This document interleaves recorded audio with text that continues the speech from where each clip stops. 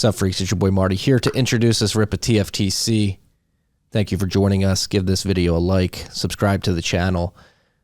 If you catch us on podcast apps, make sure you subscribe there. Give us a rating, a review. Go to tftc.io as well. Become a member of the site. Join the conversation. Truth for the commoner, trying to get you the high signal content in a world gone mad. This rip was brought to you by our good friends at River. River's here to make it as easy as possible for you to buy Bitcoin and then take it into self-custody. Go to river.com/TFTC, set up an account today, and you'll get $5 of Bitcoin after you buy $100 worth of Bitcoin on River. You can dollar cost average into Bitcoin with no fees. If you're just buying one off, River has the best fees in the industry. They back all their Bitcoin reserves 1-to-1 in multi-sig cold storage. They highly recommend that you take self-custody. They just introduced limits. So if you want to set a limit order below or above the current Bitcoin price, River makes that extremely easy as well. They also have real customer support. You can pick up the phone and call them if you have any questions about your experience on River. So go to river.com/TFTC, set up an account today. Enjoy this rip. That is Mangan. Welcome to the show. Thanks a lot, Marty. Thanks for having me. Great to be here. Well, as we were saying before we hit record, I've been following you on Twitter for many years now. Inspiring individual, having really leaned into health and fitness later in your life. I think you tweeted last week, you're 69 years old. You're healthier than you were when you were 49, when you were 39. You're about the same age as Bill Gates, who does not look as healthy as you do. Right. Yes, that's true. Yeah, Bill doesn't look so hot. Yeah, he's very flappy. He's got a lot of extra skin, a lot of extra weight. And, right. Absolutely. Yes. And he's pushing health. He is definitely. He's pushing a lot of health stuff, and I guess I could say in Bill's defense, he probably looks like the average 69-year-old man, and well, he's 68 still, the average 68-year-old man in this country. So yeah, that's about what 68-year-old men look like these days. Well, these days is the most important thing. It wasn't always this way. How did we get so unhealthy as a nation? It's pretty disconcerting to look out and see how fat we've become. Absolutely. And you know, depending on who you ask, you're going to get a lot of different answers to this. But I think in my opinion, the easiest answer is it's junk food. This is just, increased massively in availability and supply in this country over the last few decades. And really that's what's doing it for the most part. And then, you could get into, what are the ingredients, what specific things are doing it. But junk food contains a lot of refined grains, sugar, and seed oils. So those are the three main things. And, you can get into things like people are more able to afford it. There's fast food everywhere. People are eating out all the time. This sort of thing. I mean, when I was young, very little of that existed. Going out to a restaurant was a big deal. We didn't do it all that often. So that's what I think's going on. Yeah. It's the seed oils thing has been a very big thing, particularly within the Bitcoin community.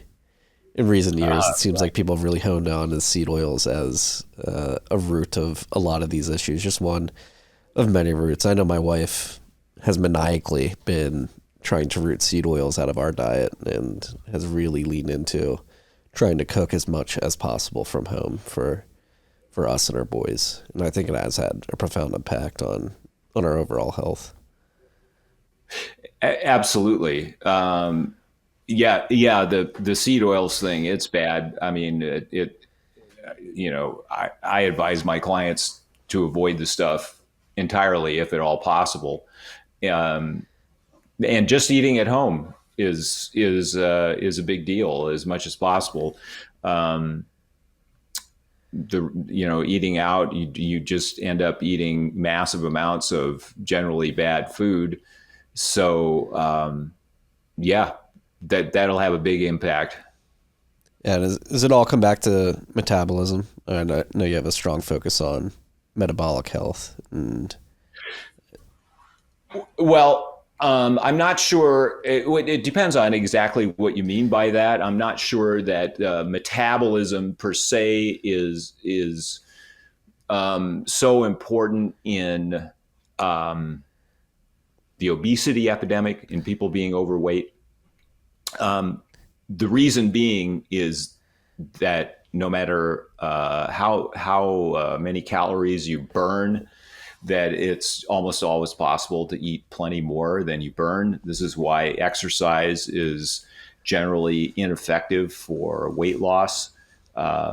People exercise and they burn calories, but exercise doesn't burn all that many calories. And then if you don't get your diet right, it's very easy to eat more than you burn. And especially if you're eating junk food that's, has all the refined grains and sugar and seed oils, it's totally possible to burn more. So metabolism, definitely metabolic health is huge. What comes first is whether it's poor metabolic health or obesity is a good question. But certainly the two go together. As far as metabolic health goes, it's just behind everything that's going on. Epidemics of heart disease and cancer and diabetes and so on, they are all connected, definitely. yeah, and that's one thing that I find really interesting with what you're doing on the advising side of how people should get back in shape. It's really leaning into like you got to work out smartly. I couldn't think of a good word. You got to do it. You got to have a very good plan, but you can do a lot. You can do a lot for your health with not very little, but with targeted, calculated workouts. It's not as insane or as burdensome in terms of getting to the gym every day. I believe that you think you can get your metabolic health back in line on the fitness side of things with very few workouts a week, which I like to hear. Absolutely. Intensity of exercise trumps volume. So if you work out with sufficient intensity, you just don't need as much volume of exercise or as much frequency of exercise. So for example, myself, I exercise about an hour a week. Now we've got to say that, what am I calling exercise here? I'm calling exercise structured physical activity that is intense, that is designed to improve your fitness. So when I say exercise, I'm not just talking about physical activity, like going out for a walk or, playing tennis or whatever somebody might do.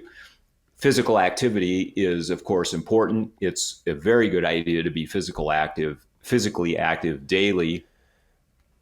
But as far as exercise goes, exercise to improve your fitness, if it's done with sufficient intensity, it doesn't need to take a long time. The problem is most people are not exercising with sufficient intensity. This is something that I see in my own gym where I go. I see a lot of people sort of casually moving weights around, not really basically putting their soul into the workout. So that is what is necessary to improve fitness if you want to do it in just a couple of 30-minute sessions a week. What is that? Is that like a HIIT workout, like high intensity? It is very similar. So this is what I do is high intensity resistance training. So what this involves is doing basically mostly compound exercises. So what you might call the big exercises, things like deadlifts and leg press and overhead press and this kind of thing. It involves going to failure. In other words, you're going to do reps on these exercises until you cannot move that weight or resistance anymore. And that requires, well, when you get to that point, it is very intense. The tendency of many people is to stop when they get to the point of maximum tolerable discomfort. And it does get very uncomfortable, but that is not necessarily the same thing as really going to failure. So it is definitely a very intense process. If done properly, in other words, by properly, I mean doing mostly the big compound exercises and using minimal rest between exercises, then this also becomes a cardiovascular workout. So I get my heart rate quite elevated during these workouts.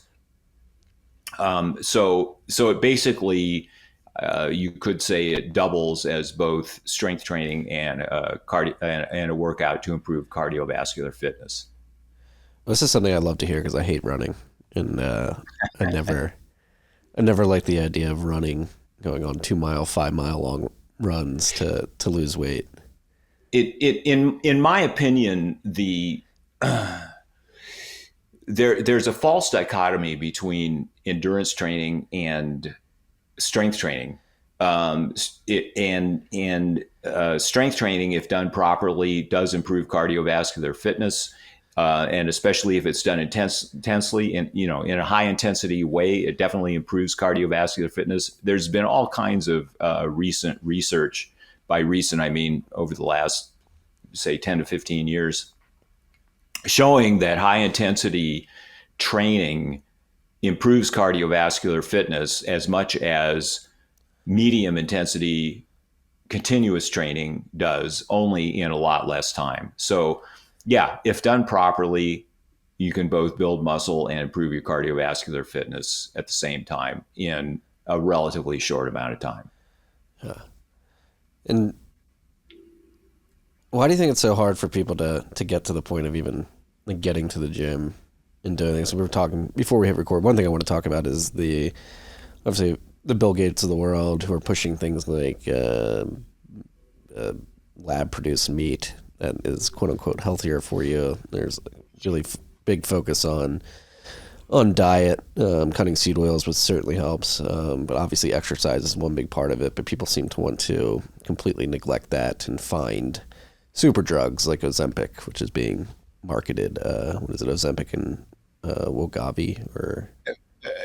Right. There's several different drugs and different brand names, but yeah, Ozempic is I think marketed for diabetics, and then they've got Wegovy, which I think is the same thing, only it's marketed for weight loss. Yeah.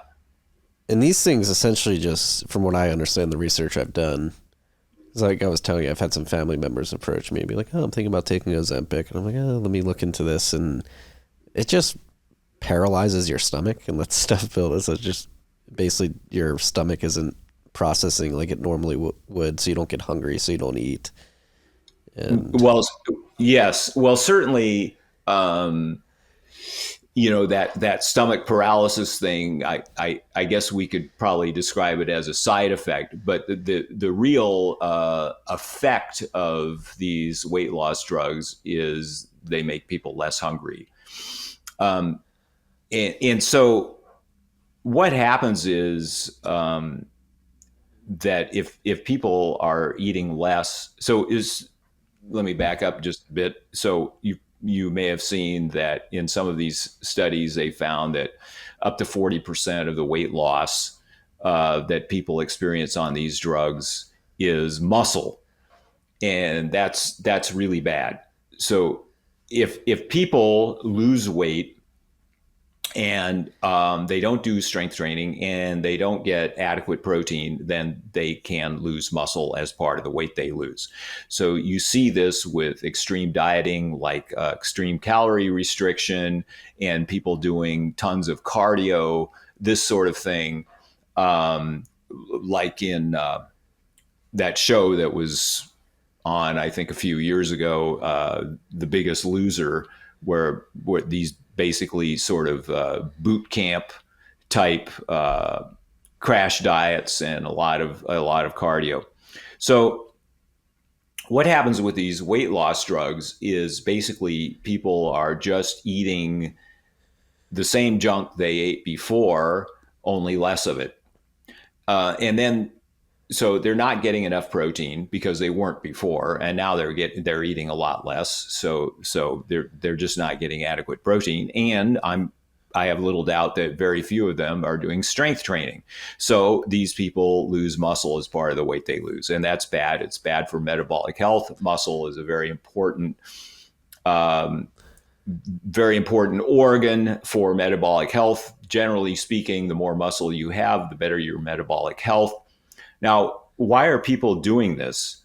For one thing, the advice they're getting, the mainstream weight loss advice that they're getting is terrible. So the mainstream weight loss advice is basically eat less and move more. If that worked, we wouldn't have an obesity problem, but it doesn't work because it doesn't take hunger into account. One of the reasons people are eating too much is because they're hungry. The way that people eat is making them hungry, or it's making them more hungry than they need to be. It's not the way they are eating is not satiating. So the advice they're getting is terrible. There's another aspect of it too, and that is that people don't want to give up certain things. So people don't want to be told that, don't eat pizza, for example, don't eat donuts. A lot of people just won't do this. So there's two aspects of it, basically from the healthcare side and from the patient side, that is driving the huge use of these drugs. From the patient side also, plenty of these people have no doubt tried to lose weight before, and they know that the advice they're getting from the mainstream doesn't work, or it's too painful. They think they've got to starve themselves and so on. So maybe understandably, they're not willing to do that. So then they go for these drugs. Yeah. It's the cheap way out, if you want. It like really drives home that there's no easy way. You got to do proof of work to actually get good results, because that's the one thing that worries me about this. Like these Ozempic and its competitors are being pushed on the market as this magic shot that you can take once a month and have insane results. But from what I understand, again, it creates that paralysis of the stomach, which can build up. You can have like a septic backup in your own body, and I've heard stories of people dying from literally choking on their own shit. And then on top of that, if you do stop, the weight comes back pretty rapidly, which is not healthy at all. Right. So if people don't learn how to eat properly and how to exercise properly, and so they just, and they're not going to learn if they listen to mainstream healthcare, then they when they stop using these drugs, then the weight comes back. That's definitely been shown. So for many people, these are going to be lifelong drugs that they're going to have to use their entire lives unless they figure it out on their own. Otherwise, they're just going to regain the weight. And then we don't know what the long-term side effects are. So you mentioned like this stomach paralysis. So I guess we could say that's more or less a short-term side effect, because people are experiencing this already. But longer-term side effects could conceivably be even worse. I've seen some indications that it could increase cancer risk and this kind of thing. So that's obviously not good. No, not at all. And you mentioned something earlier about controlling your hunger and making sure you eat to a point of satiation I guess what you're getting at is there's a good type of hunger and a bad type of hunger that we should be focused on. Well, I think the way to look at this is you think, why do people gain weight and why do they have so much trouble losing it?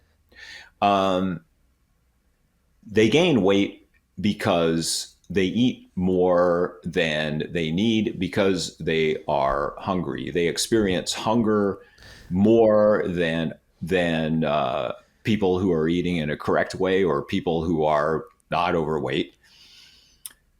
So getting that hunger under control is key for getting the weight under control. And so, what happens is various physiological things happen, like increased insulin that prevents people from accessing their fat stores for energy. And then their brain experiences hunger. And so then they eat more. So that is what is going on. In my opinion, what people should do is be eating in such a way that they don't experience this kind of hunger. So if you eat in certain ways, you just don't get as hungry as often.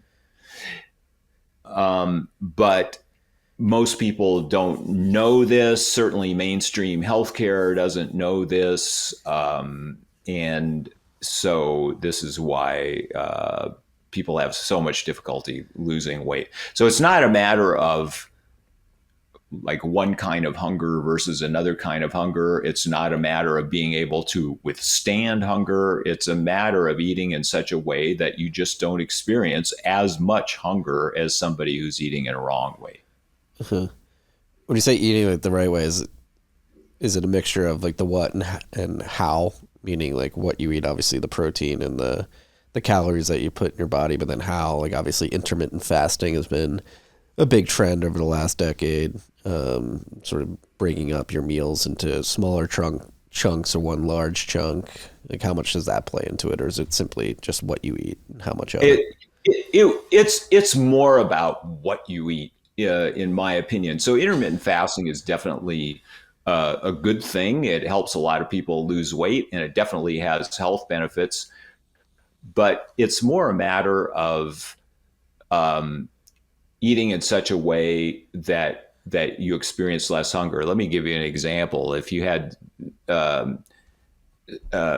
steak and eggs for breakfast versus an calorically equal amount of Cheerios and milk, who is going to get hungry again the fastest? Well, I think it's pretty obvious that the person who eats the Cheerios is, by noon, they're going to be starving. They're going to be famished. And so they need to eat a big meal or, anyway, they need to eat. The person who eats steak and eggs is just simply not going to be as hungry at noon, maybe not hungry at all, maybe even able to skip it. So it's more about what you eat, in my opinion. Yeah. And why is that in this particular case? Is it the carbs and the Cheerios? Is it true what they say, carbs make you hungrier? Carbs definitely make you hungrier, and protein makes you less hungry. All animals, including humans, have a drive for protein. And so we will eat more until we satisfy this drive for protein. So if you're eating low protein foods, then you need to eat more to satisfy your hunger, whether it's over the short term, over the longer term. So you could say that one of the things that drove the obesity epidemic is the fact that people were told, starting about the time the obesity epidemic got going, that they shouldn't eat so much meat because it was bad for you. All that saturated fat and everything is going to cause heart disease, this kind of thing. And so then they're eating a lot of low protein foods. And then so they're hungrier. So they switched from eating a lot of higher protein foods, or at least including these higher protein foods like meat and eggs in their diet, to eating a lot of higher carb, low protein foods. And so this drives hunger, and this is, in my opinion, certainly a factor in the obesity epidemic. Yeah, meat's bad for you. It's not only bad for you, it's bad for the environment. All those cows are farting and burping, releasing methane into the atmosphere.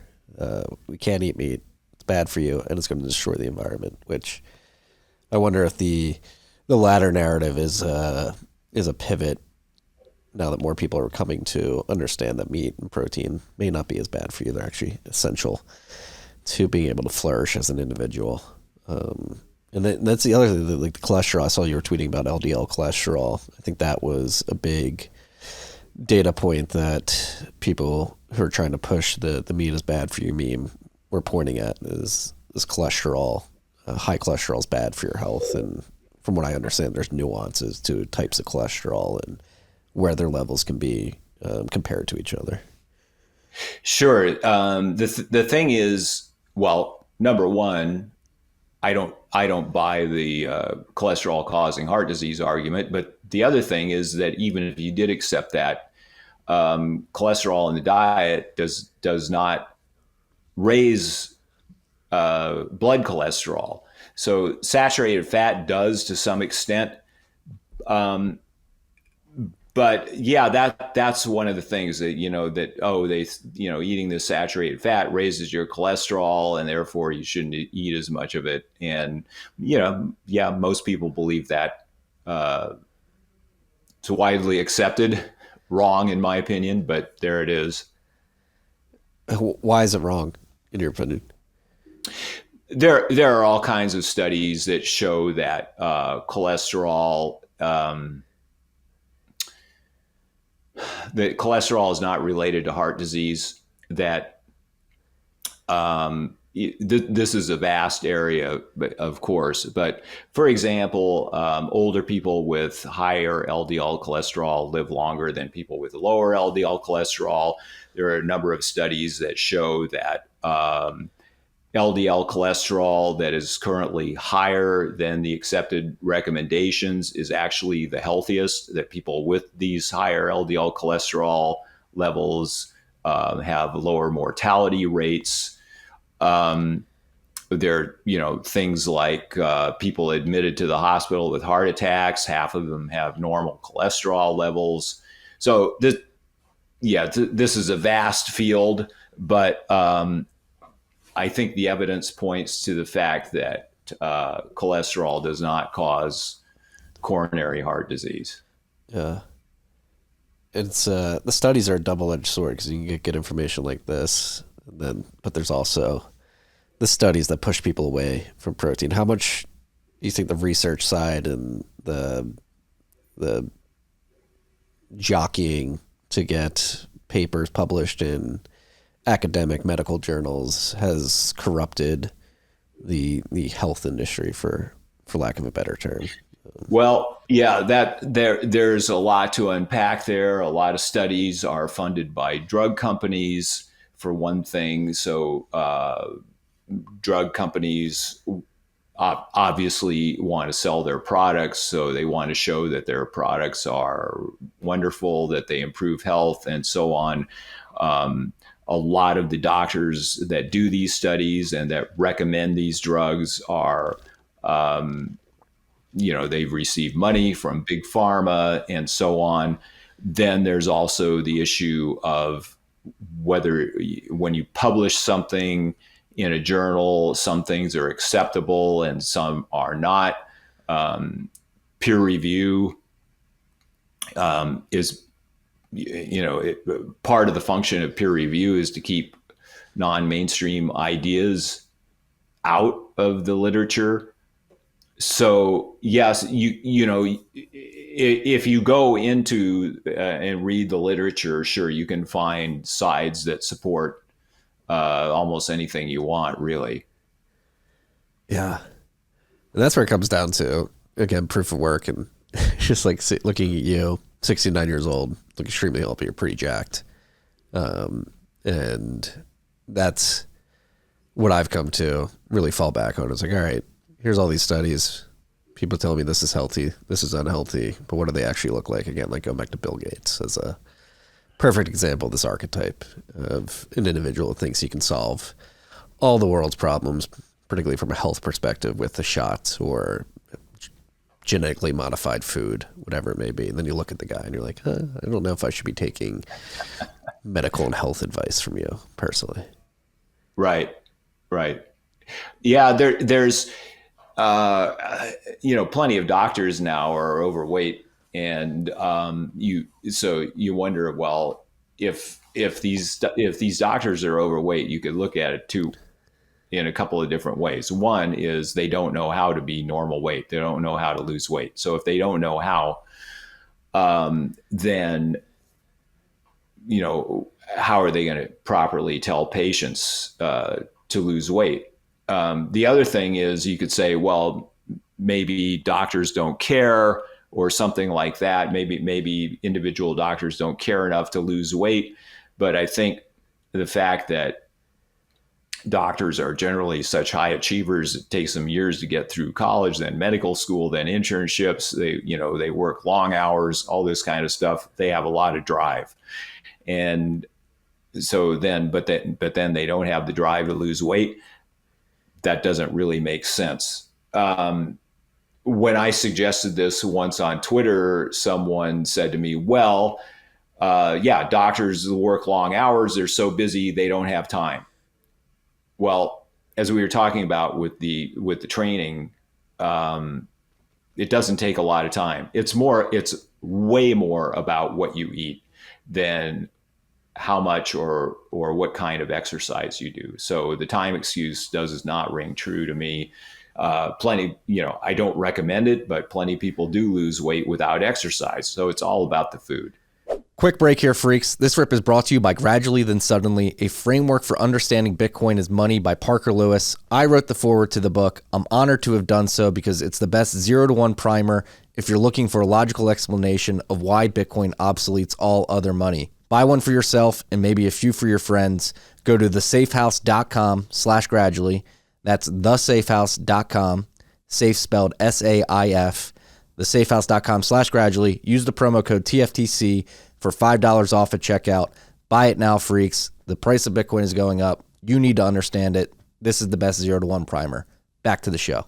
And so what can, just really help people who are listening to this and maybe in a situation where they're unhealthy and maybe they're in their 40s or 50s or 60s. They're like, oh, it's too late for me. Like I've already sort of pot committed myself to living life the way it is. Like what argument would you put forth for people, particularly of an older age, to get in shape? Like how long can it extend your life? That's definitely not true. It's never too late. And getting into decent shape, depending on the starting point, doesn't necessarily take all that long. Yeah, if somebody has a lot of weight to lose, 100 pounds, let's say, or something like that, sure, they're not going to take it off overnight.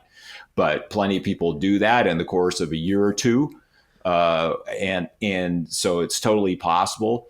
As far as the exercise goes, like I said, it doesn't take all that long, and people can get into shape.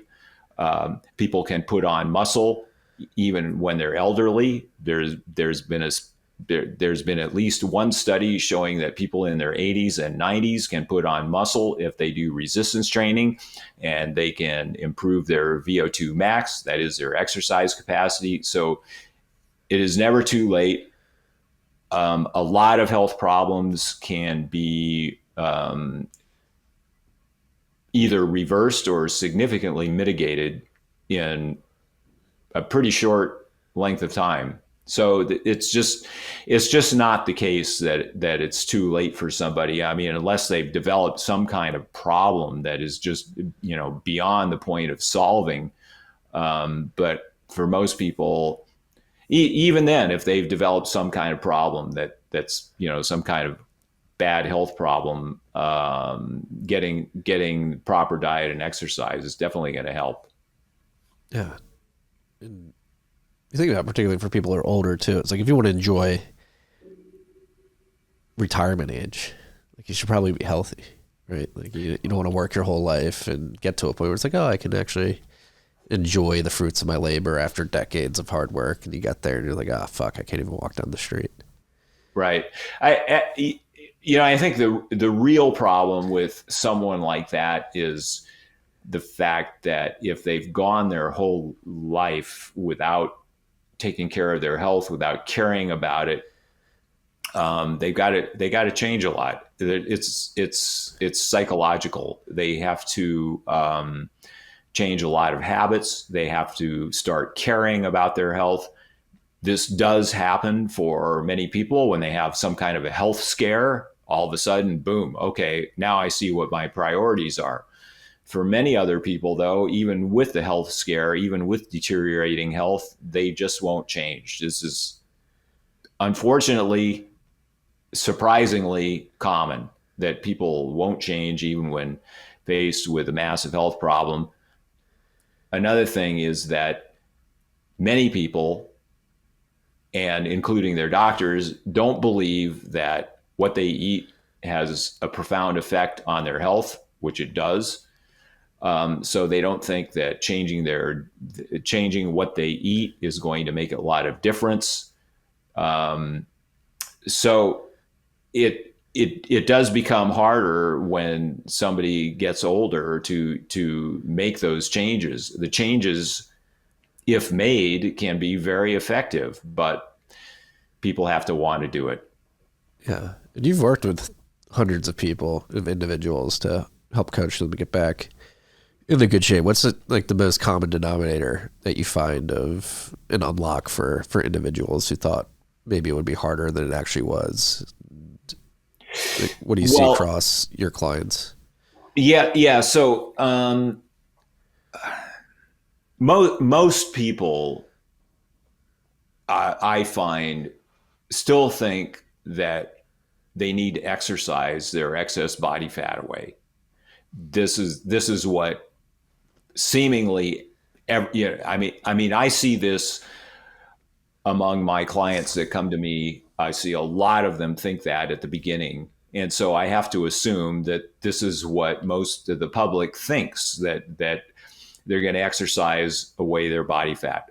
Certainly what I see in the gym that I go to, this appears to be the case. A lot of people seem to be there to lose weight. I see people with excess weight to lose laboring away on those treadmills or the stationary cycles and so on. And that's just not going to do it. You have to change what you eat. So I would say among my clients, that's a big thing, is realizing that while you should exercise, you should do proper strength training while losing weight, and even when not losing weight, of course, too. But it's extra important when you're losing weight to retain your muscle. Getting your diet right is going to be the most important thing. And so that's mainly what I coach my clients on, as far as getting their diet right, and then they're able to successfully lose weight when they've had so many problems before. And this is even among people who had thought that they were doing the right thing. So, as you've seen me on Twitter and everything, I have a lot of followers, and plenty of these people follow other, for lack of a better term, diet gurus or health gurus or something like that. And they think they're doing the right thing. But a lot of what is being preached out there as far as weight loss is not the right thing. And so when I can get them on the right track, then they can go on successfully lose weight. What are some of the most common misconceptions, or what's the most common bad advice that these diet gurus are giving? Well, I guess it depends on where you're looking for this advice. There is a hell of a lot of bad advice out there, but let's just say that in my sort of neck of the woods, as far as what what people who are similar in some ways to me are preaching. One of the big mistakes is consuming a lot of dietary fat. So you see this in low carb and ketogenic diet circles, where people are advised to cut carbohydrates. Cutting carbohydrates is certainly a decent idea. I eat pretty low in carbohydrates myself, but then they fill this up with things like bulletproof coffee or cooking everything in coconut oil or this kind of thing, and they add a lot of fat to their diet, eating a lot of cheese, for example. And this often prevents people from losing weight. Yeah. Interesting. And when it comes to diet, is there like a cookie cutter diet that will work for everybody, or is it individualistic to an extent? Yeah, that's a good question. Certainly to an extent, it is individualistic. Yes. Some people do better on some ways of eating than others. On the other hand, I like to say that, hey, we're all human beings. We're all the same species. And, you don't see, lions, for example, eating different things. They all eat the same thing. So while you can certainly experiment to see what might be more effective for some people, by and large, there are going to be a lot of similarities. Yeah. Yeah. And is the go-to diet in your mind just like eggs, bacon? I see posts a lot about blueberries. Blueberries, good carbs. Blueberries are good carbs. Yeah. Yeah. That's what I'm like, an eggs, bacon, steak, potatoes. Like, I'm Irish. I like my potatoes every once in a while. My boys eat a lot of blueberries, so I'll have a handful of blueberries a couple times a week. Certainly, people could make, just speaking in the most general terms, if people didn't eat things that came in boxes and bags and the stuff that's sold in the middle aisles of the supermarket, processed foods, it kind of comes, it has colorful labels, brand names, all this kind of stuff. And if they shopped around the perimeter and got the meat, eggs, fish, dairy, fruits, and vegetables, yeah, we wouldn't have nearly so much of a problem as we do now. Maybe not a problem at all. Yeah. And it's a big problem. Is that right? It is, and it's not getting any better.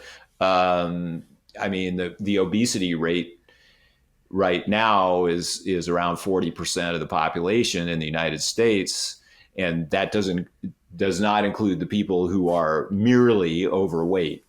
In other words, so if you combine overweight with obesity, you get about 80% of the population, and then another 10% or so are skinny fat.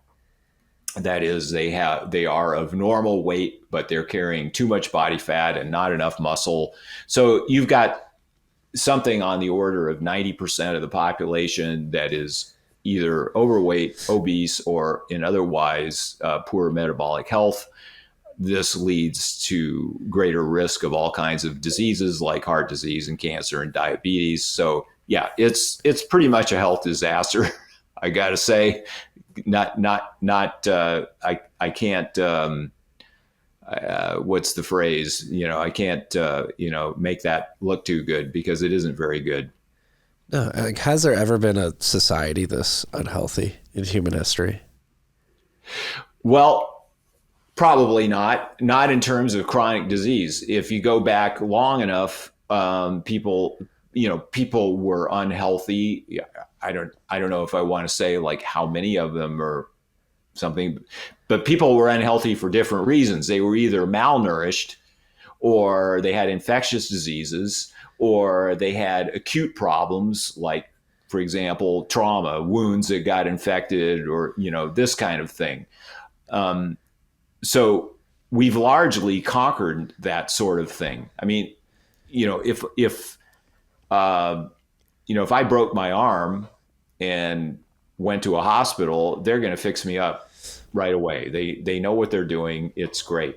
But if I'm overweight or obese, now I have metabolic syndrome or prediabetes or, something. They really don't know what to do. It's other than prescribe drugs. So we've traded acute problems. We've fixed the acute problems, but we've traded them for chronic problems. So in terms of chronic disease, yeah, we're pretty much at the peak, I'd say, or if not at the peak, it's more than other societies have been. That's for sure.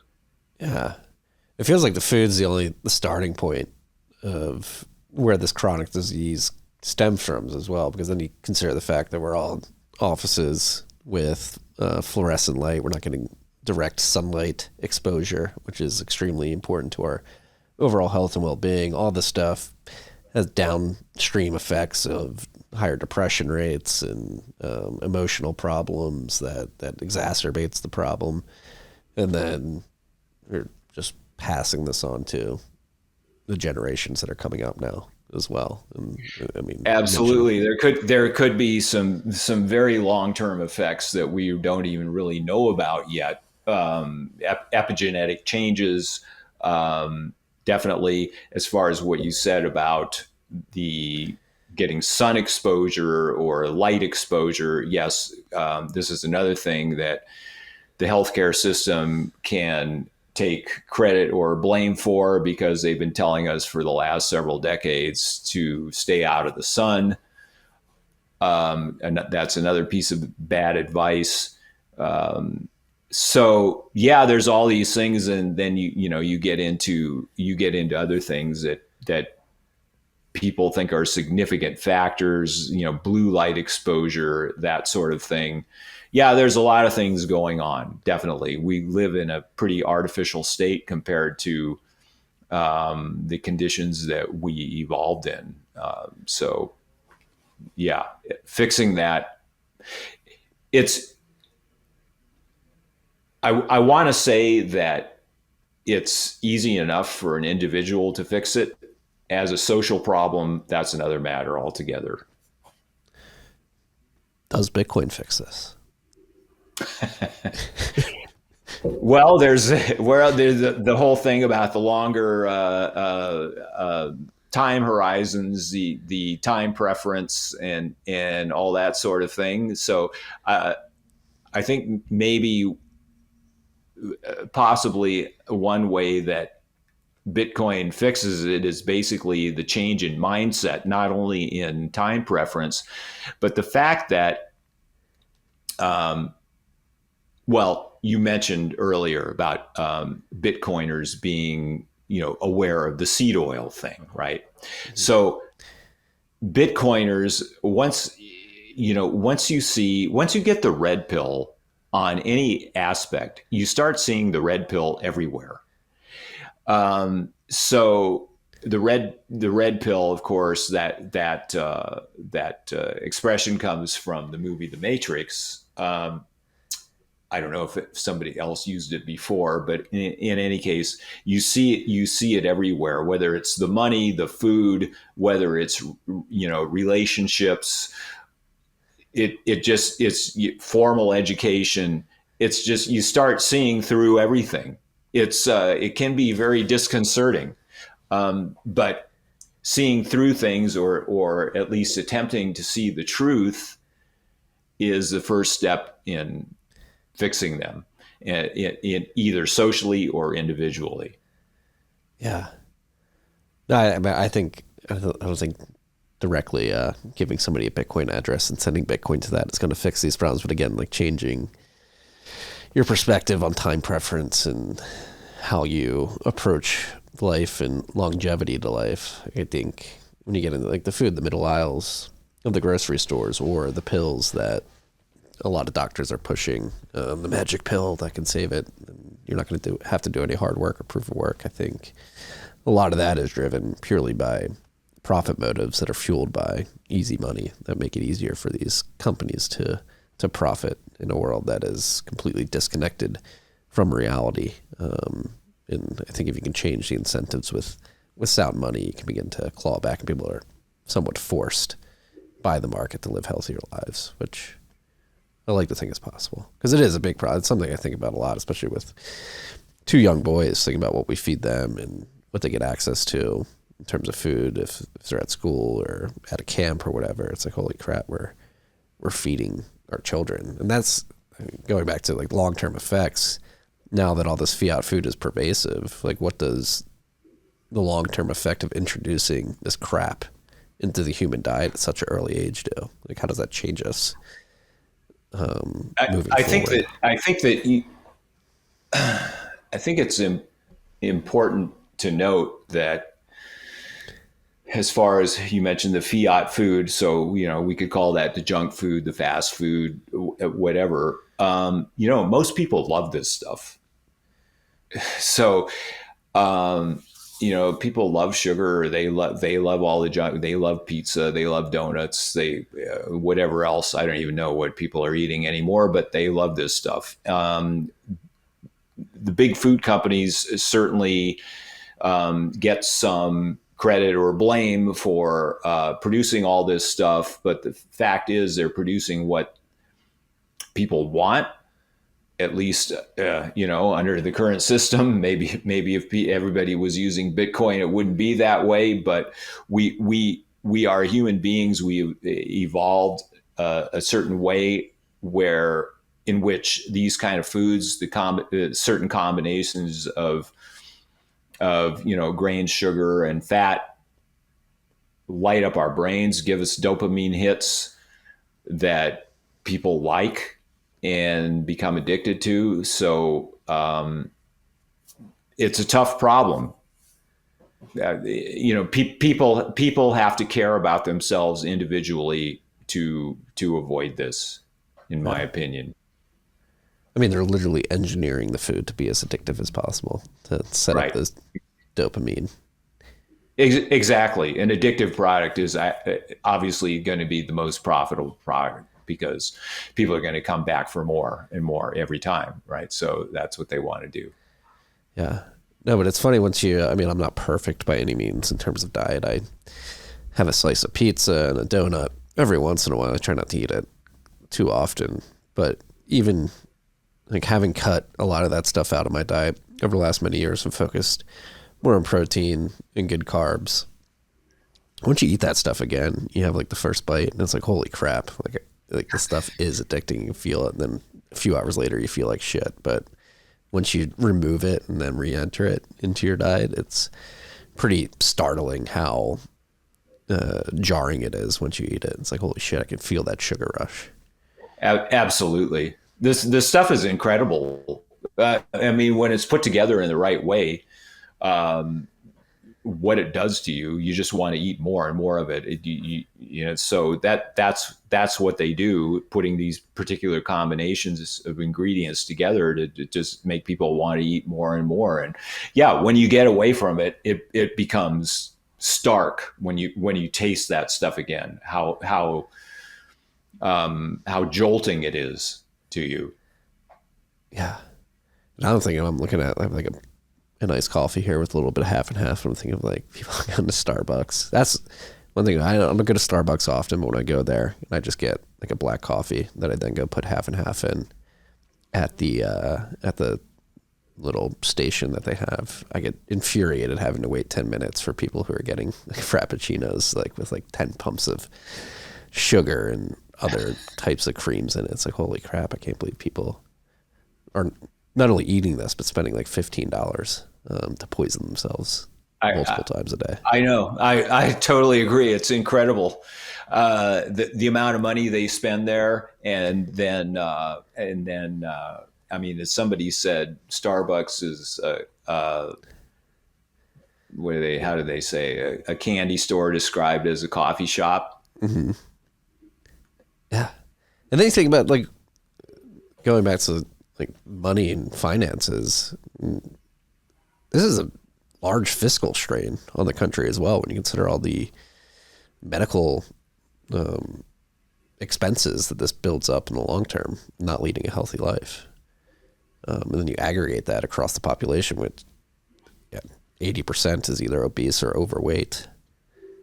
That's scary to think about, like how big those costs are going to be. And you're talking about a government with $34.5 trillion of debt already. We're issuing the same amount of debt today that we were right at the onset of the COVID lockdowns. And like when you actually think about being able to sustain these costs in the long run, like it's not only unsustainable from a health perspective. We're going to have a nation that is extremely unhealthy, and I believe we're seeing that life expectancy. It's beginning to drop in the U.S. I think obesity is playing a part in that, but just from a monetary perspective, being able to actually afford being this unhealthy, it seems untenable.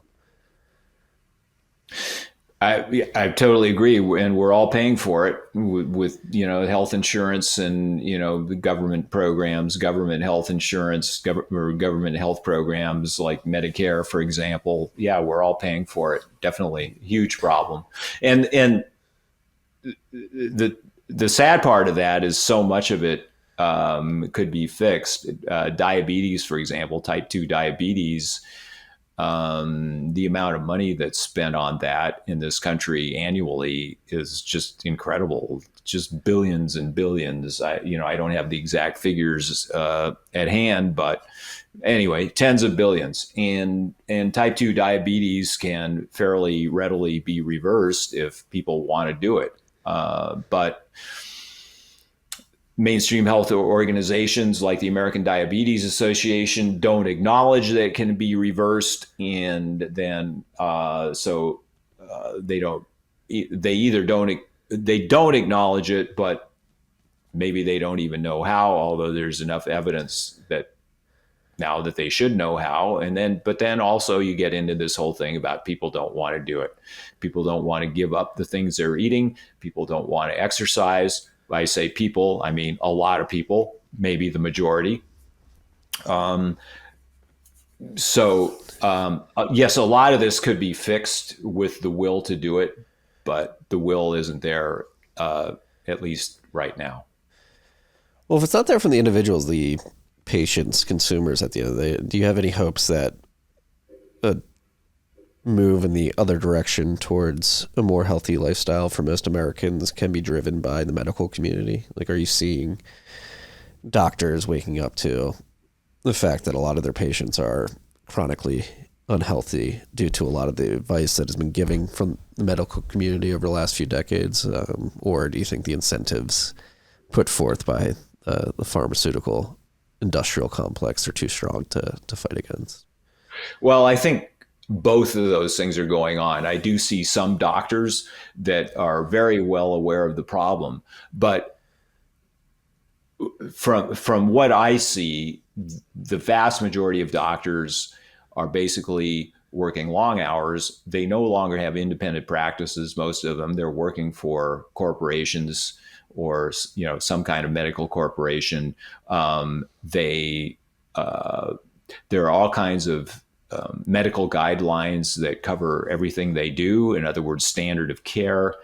And so a lot of doctors have their hands tied. They might only spend an average of 10 minutes with each patient. There's only so much you can do there. So yeah, the incentives are really not there for a great change, in my opinion. It's going to take a lot more to get this done, to solve this problem.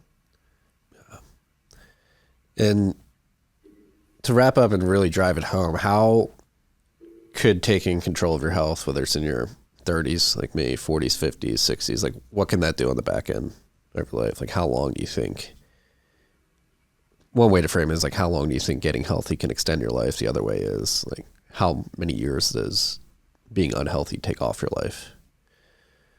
Well, a lot. So, if there are 5 basic things that people should do. So these are things that are really just about anybody with any awareness knows, right? So normal body weight, exercise regularly, healthy diet, don't smoke, moderate alcohol intake. People are doing those 5 things, the average life expectancy is around 90. So then, if we're talking about really, okay, what is a healthy diet? Really getting the healthiest diet. What's the optimal amount of exercise? What is the optimal body weight? All these kind of things. Then we could conceivably be talking a lot more than that. Whereas the average life expectancy in this country is, I mean, for a man is, I don't know what it is now. It's gone down 75, something like that. So the potential is huge when you're talking about population wide. The average person living another 15 years beyond what they live now, yeah, it's pretty big. Yeah, you should want to. You should want to live longer, especially if you have a family. You want to see your grandkids, maybe have some great grandkids down the line, pass on some wisdom. Yeah, it seems like we've gotten, and it doesn't seem like it's, I think it's objectively true that we've gotten very complacent and people are dying earlier because of that. And that actually, again, has knock-on negative externalities for families at the end of the day. That's the other thing. I want to be healthy long into my 60s, 70s, hopefully have some grandchildren and be able to run around and actually take care of them. Because that's what I think needs to come back to, looking at the state of the older generations in this country, sort of force them in a home and just let them live out their later years in these homes where they don't really get as much fulfillment as they arguably should. I think the way the economic and financial system's going, I don't think that we're going to be afforded that luxury in the long term. I think we're going to have multi-generation housing. It's going to be a necessity just via the economic conditions that will exist in the country. If that's the case, like, the older people need to be in good shape to be able to help out with the young, the grandchildren, the great-grandchildren, whatever it may be. Sorry, a weird rant there, but that's one of the ideas that I think is something that people should be thinking about, because I do think it's going to be a reality at some point in the next couple decades.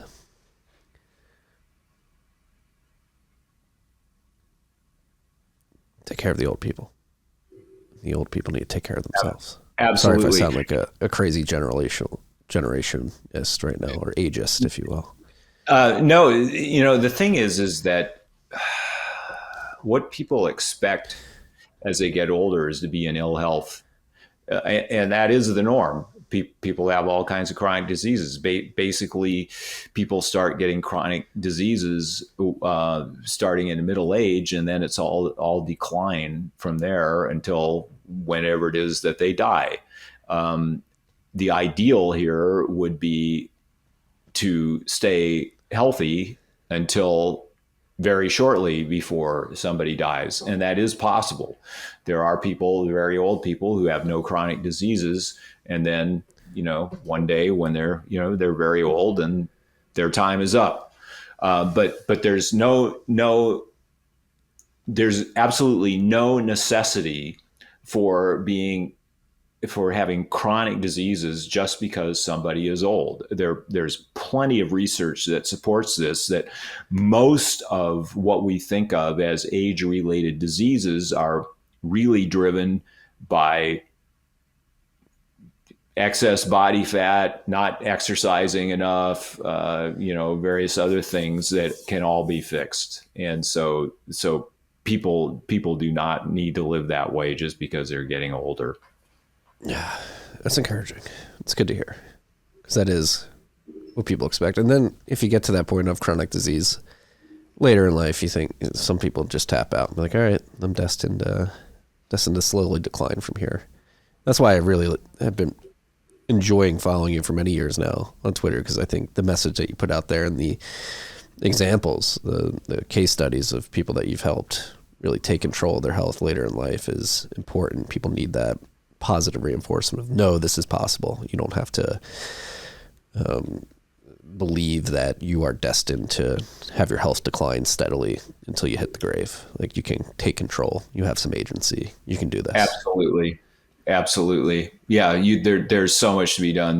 There's absolutely no reason to be sick just because you're old. And, you know, hopefully I'm providing a little bit of example for that. You know, I'm 69 and I'm doing pretty good here. So, and I plan to stay that way.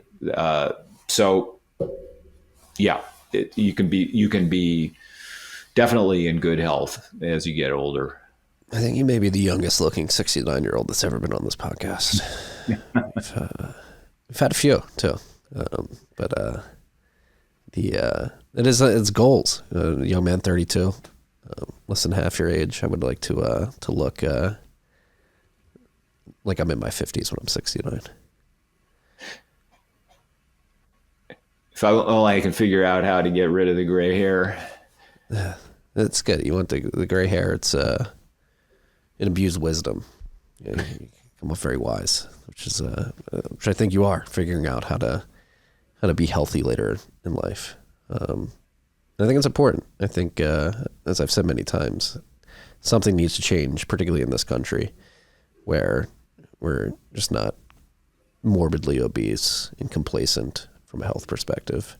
And I think the message that you're putting out there and the red pill that many people are taking, being like, hey, maybe I should take care of my health. Maybe taking a pill for everything or a shot for everything isn't the best way. And maybe this will actually increase my well-being, and not only from a physical standpoint, from a mental standpoint as well, which is like health is wealth at the end of the day, and wealth is not always measured in dollars.